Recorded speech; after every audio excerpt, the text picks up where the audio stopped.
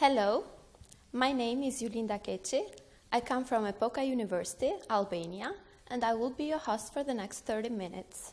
This webinar will be related to the multi-hazard risk assessment and decision making.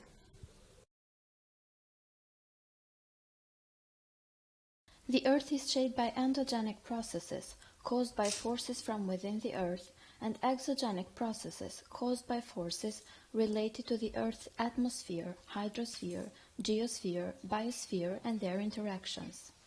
Anthropogenic activities have had a very important influence on a number of these processes, especially in the last 200 years, for example, through the increase of greenhouse gases leading to global warming or through dramatic changes in the land cover and land use.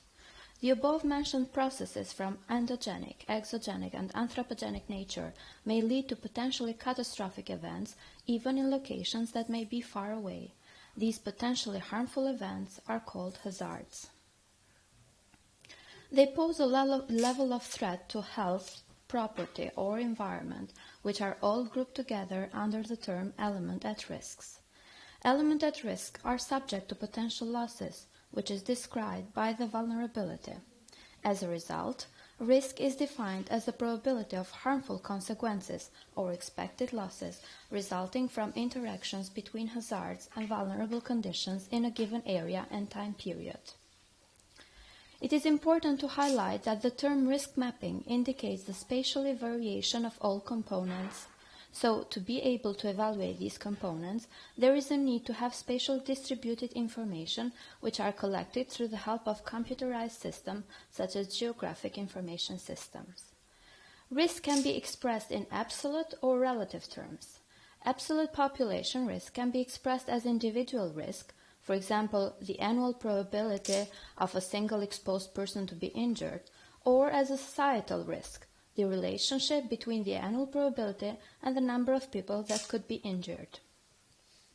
It is also possible to differentiate between direct risks, which is the risk directly resulting from the impact of the hazard, and indirect risk, which may occur later as a consequence of the direct impact. One of the difficult issues in natural hazards risk assessment is how to analyze the risks for more than one hazard in the same area and the way they interact. A generally accepted definition of multi-hazard still does not exist. Likewise, the terminology that is used to indicate the relations between hazards is unclear. Some of the multi-hazards relationships are independent events, coupled events, one hazard changes the condition for the next, domino or cascading hazards. The simplest approach is to consider that hazards are independent and caused by different triggers. This means that the expected losses from one hazard type are independent from the losses expected from the other hazard type. If that is the case, the risk can be calculated by adding the average annual losses for the different types of hazards. This would be the case, for example, for earthquake hazards and flood hazard. A frequent multi-hazard relationship is between different hazard types that are triggered by the same triggering event. These are what we would call coupled events. The temporal probability of occurrence of such coupled events is the same as it is linked to the probability of occurrence of the triggering mechanism. While analyzing the hazards, it should be taken into account that when such coupled events occur in the same area, the hazard footprints overlap, so the process will interact, and therefore the hazard modeling of these events should be done simultaneously. A third type of interrelation is the influence of one hazard exerts on the disposition of a second one, though without triggering it. It is very difficult to take this type of relationship into account. The practice is to update a multi-hazard risk assessment each time after the occurrence of a major hazard event like a volcanic eruption, major earthquake, or hurricane. The fourth type of hazard relationship consists of those that occurs in chain. One hazard causes the next. These are also called domino effects. For example, a landslide might block a river, leading to the formation of a lake, which might subsequently result in a dam break flood. These hazard chains are very difficult to quantify over certain areas, although a good approach for analyzing such events is to use the so-called event tree. The figure illustrates the complex interrelationships between multi-hazards potentially affecting the same mountainous environment. The triggering factors are indicated: earthquakes, meteorological extremes, and the contributing factors. The red arrows indicate the hazards triggered simultaneously, or the coupled hazards. The black arrows indicate the chain hazards, one hazard causing another hazard over time. For example, the A-type arrows describe snow accumulation causing snow avalanches. The B-type arrows describe earthquakes triggering landslide and snow avalanches simultaneously, and so on.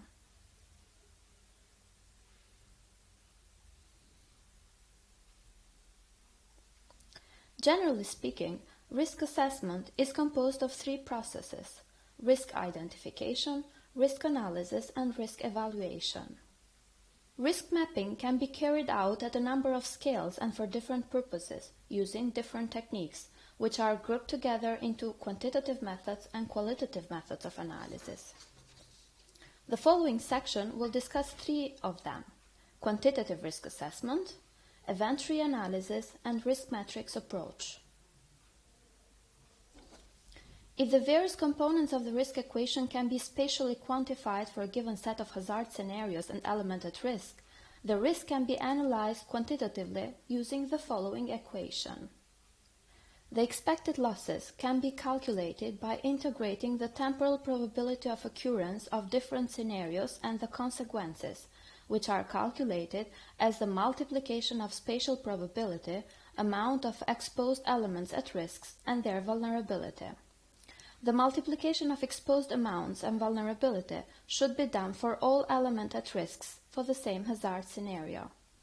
The resulting value represents the losses, which are plotted against temporal probability of occurrence for the same hazard scenario in a so-called risk curve. This is repeated for all available hazard scenarios. At least 3 individual scenarios should be used, although it is preferred to use at least 6 events with different return periods to better represent the risk curve. The area under the curve is then calculated by integrating all losses with their respective annual probabilities. Multi-hazard risk is calculated by adding the average. Following is an example of the quantitative risk assessment. In this simple example, we are taking a flat situation. The figure shows a cross-section through a flat plane. There are 3 hazard scenarios which have been modeled using a flood model. They have different return periods: 2 years, 10 years, and 50 years. In this simple example, there are 3 elements at risks only, buildings, that are of 2 types. Building A and Building B are wooden and relatively weak buildings. They have also lower replacement values. They are located in different elevations. Building C is a concrete building, which is stronger. In the exposure analysis, there is overlaying of the flood heights with the building heights, and the water height is calculated for each hazard scenario and for each building. For the 2 years return period, Building A is not flooded, Building B 1.2 meters, and Building C only 0.1 meter. For the 10 years return period, all buildings are flooded, but with different degrees. For the 50 years return period, all buildings are flooded, Building B and C very much. For the vulnerability analysis, there is a need for vulnerability curves, which is related for each type of building to the degree of loss with a given water height. These curves are generated from past event damage assessment by correlating the water height with the damage. For example, Building B has an exposed intensity of 5.6 for the scenario of 10 years return period, and it is a wooden building, so we take the value of 5.6 on the x-axis of the vulnerability curve, representing the flood depth. Because it is a wooden building, the curve of the wooden buildings is locked up, and then the damage value of the y-axis is red. Replacement values are filled in, and the replacement amounts are multiplied with the vulnerability to calculate the losses. The losses for the buildings are summed up for the same hazard scenario. The annual probability is calculated as 1 divided by the return period. The probability is plotted for each hazard scenario against the losses and fit a curve through the points which links all probabilities with all losses. The area below the curve represents the average annual losses. It is the integration of all losses over all probabilities. This is done for all buildings and for all return periods. As mentioned previously, when a number of hazards occurs in chain, a good approach is to use the so-called event trees. An event tree is a system which is applied to analyze all the combinations. All the analyzed events are linked to each other by the means of nodes, and all possible states of the system are considered at each node. Each state, so branch of the event tree, is characterized by a defined value of probability of occurrence. The figure below gives an example of an event tree for a situation where a rockfall in a lake may trigger a flood wave that would impact a village. Risk assessments are often complex and do not allow to develop full numerical approach, since many aspects may not be fully quantifiable. This may be related to the difficulty to define hazard scenarios, map and characterize the elements at risk, or define the vulnerability using vulnerability curves. In order to overcome these problems, the risk is often assessed using the so-called risk matrix or consequence frequency matrix, which are diagrams with consequence and frequency classes on the axis. Instead of using fixed values, the use of classes allows for more flexibility and incorporation of expert opinion. This approach also permits to visualize the effects and consequences of risk reduction measures. The system depends on the quality of the group of experts that are formed to identify the hazard scenarios and that carry out the hazard ranking in several sub-stages characterized by the probability and impact classes and their corresponding limits. Summarizing, deciding on which method to apply is based on the scale of the analysis as well on the specific characteristics of the system.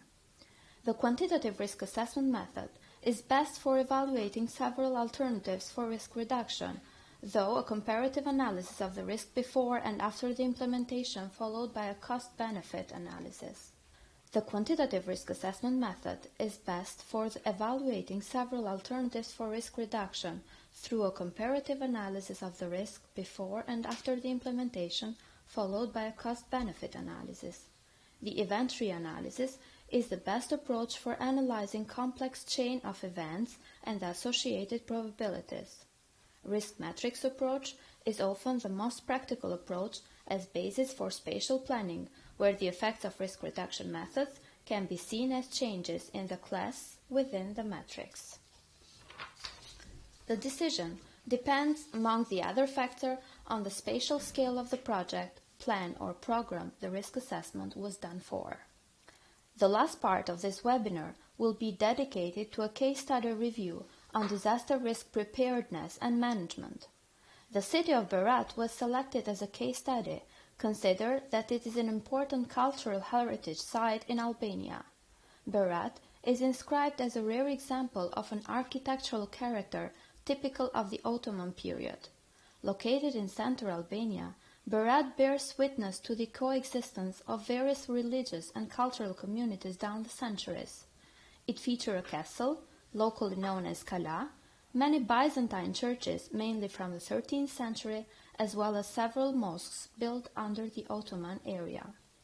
The main hazards identified are fires, mainly due to lack of improper functioning of the existing hydrants, on-air electric lines and worn-out electric installation inside the houses, narrow streets that make it difficult for vehicles to pass through, lack of 24-hour water supply, lack of electric and fire project plans for the houses, lack of fire suppression equipment installed in the neighborhood, lack of maintenance, lack of awareness, etc.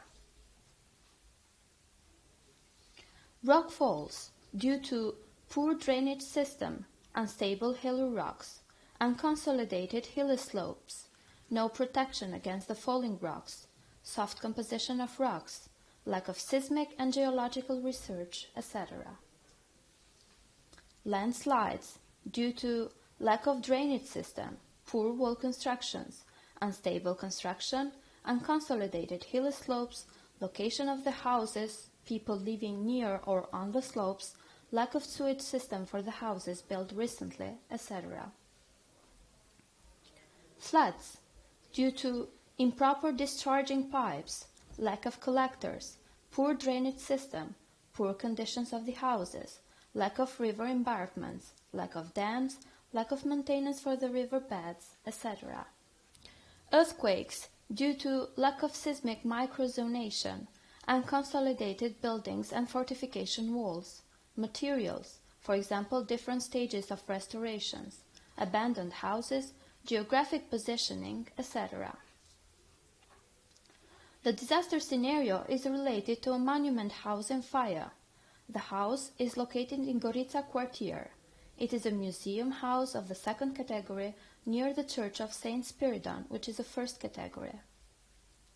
The house is divided between two owners. One belongs to Scott Logan and the other belongs to Vali Prifty.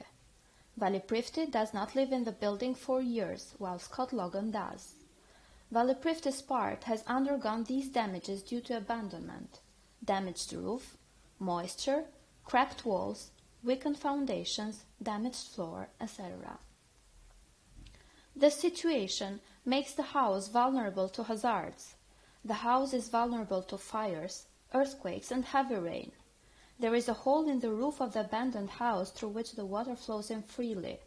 There is heavy rain, and large amount of water gets through the wall. The water penetrates in the other house and reaches the electric spine, causing immediate fire. There are no fire detection and fire suppression equipments.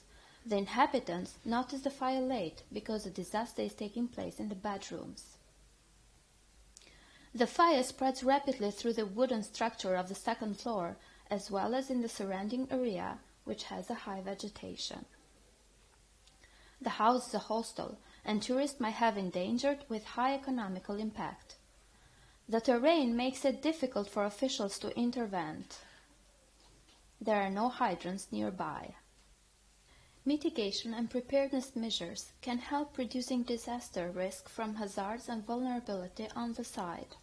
Some of them are documentations and inventory of each monument in the site in details to help preparing the evacuation plan, improvements of the electrical system on site, system of hydrants, alarm systems, strong and clear legislation that protects from any improper intervention, evacuation plan. Emergency preparedness and response provides information on the needed equipments, orientation on where to go and how to keep themselves safe when an emergency occurs. For the specific case, extinguishers will be placed near the areas that are dense with houses and that are easily accessed by people in case of emergency. Smoke alarms will be placed inside the houses. Digital surveillance system will be placed on the roof of the church and on Tabaya Tower to avoid the risk of theft. The houses will be connected to hydrants positioned on the lower and upper roads. Regarding the evacuation plan, the house has two doors and a garden that can be easily crossed. People will exit from the door on the back and will be gathered on the school in the southeastern part of the quartier. The emergency vehicles will take the road on the west. Team members will protect the three doors from theft and one guard will stay on the garden. Recovery and rehabilitation measures are considered in short-term and long-term. Short-term measures are damage assessment, including structural stability, material damage, loss of authenticity, and recovery activities, such as isolating the area, prohibiting the transportation, disconnecting the electricity supply, temporal coverage of the damaged house for not being further damaged by climate conditions, temporal support for the damaged walls, etc. The long-term measures include restoration and reconstruction of the property in accordance with the integrity and authenticity, rehabilitation of the environment, review of the environment, review of cultural heritage legislation, review of disaster management, assessment of human and economic resources, stakeholder involvement and community participation, educational awareness and raising activities, and introduction of monitoring system. Okay, Concluding this presentation, I'd like to emphasize one more time the importance of risk assessment, including identification, analysis, and evaluation. And remember, after the risks are assessed, they stop being risks and become manageable problems. Thank you for your attention.